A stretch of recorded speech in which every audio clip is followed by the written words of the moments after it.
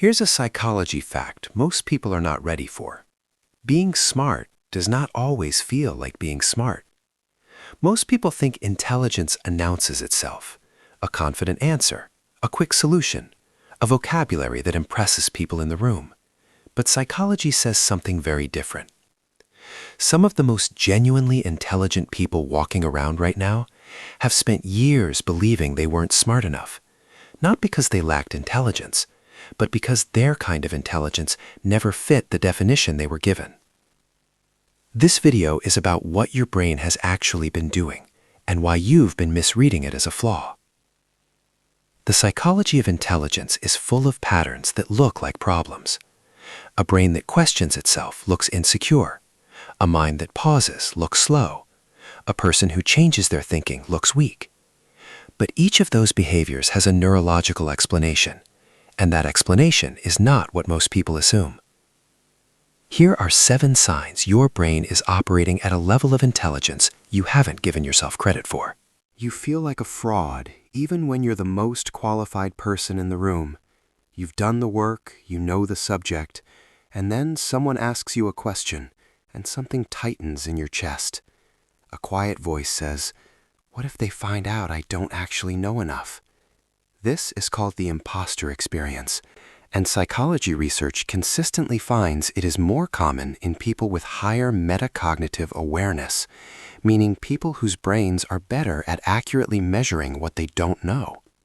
Here's what that means in plain language. Low intelligence often comes with overconfidence. The brain doesn't accurately model its own gaps, but a sharper brain maps those gaps precisely. And when it maps those gaps, it can feel like exposure, like failure. That discomfort you feel is not your brain telling you that you don't belong. It's your brain running a more honest self-assessment than most people are capable of. Not because you're not enough, but because your brain is accurate. In arguments, you go quiet, and everyone misreads it as weakness. Here's what actually happens inside your mind when conflict starts.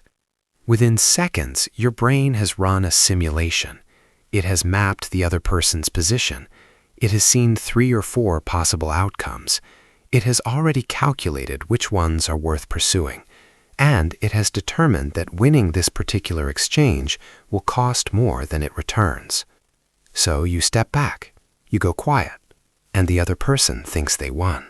What they can't see is that your silence is not withdrawal, it is rapid processing. Psychologists call this strategic disengagement, the ability to assess a situation and consciously choose not to react impulsively. That's not passivity. That's a mind operating ahead of the argument. Sign 3. You feel uneasy when everyone agrees too quickly. Something is happening inside your brain that nobody talks about honestly. You're sitting in a room. A decision is forming. People are nodding. The energy feels like agreement, and something in you becomes uncomfortable. Not because you want to be difficult, not because you enjoy conflict, but because your brain is detecting that the thinking stopped too soon. In psychology, this is called groupthink sensitivity. Your nervous system is flagging a pattern, consensus without sufficient debate, and it responds to that pattern before your conscious mind has even formed a sentence. Most people read your hesitation as stubbornness or as not being a team player. What's actually happening is your brain is still working when others have stopped. That discomfort is not a social problem. It's a cognitive signal. Think about this for a second. Everything we've covered so far, the self-doubt, the silence, the discomfort when a room stops thinking, these are not character flaws. They're neurological patterns, and each one is pointing at something most people never get to see about themselves. Let's keep going. Sign 4. You understand people you deeply disagree with, and that confuses everyone around you. This one is rare. Most people can only follow reasoning that mirrors their own, but your brain does something different. When someone explains a position you reject, Your mind doesn't just hear noise, it maps their logic. It traces the emotional origin of their belief. It sees the internal consistency of their worldview, even while disagreeing with it completely.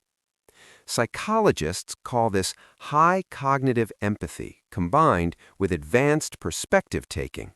It is directly connected to the prefrontal cortex and what researchers describe as theory of mind.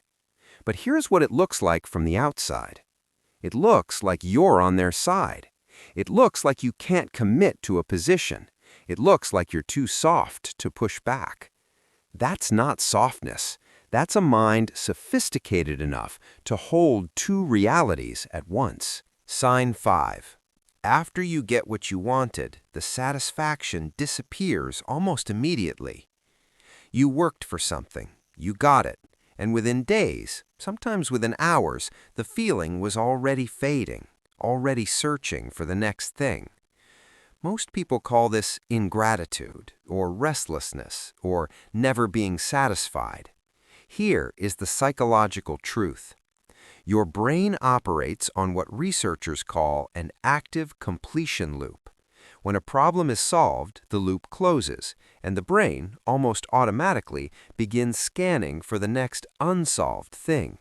In highly intelligent individuals, this loop is more active. It closes faster.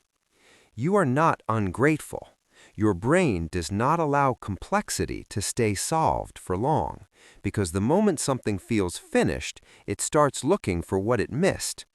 That restlessness you carry is not dissatisfaction with your life. It is the sound of a mind that refuses to stop growing. Sign 6. You take longer to trust information, even from people you respect.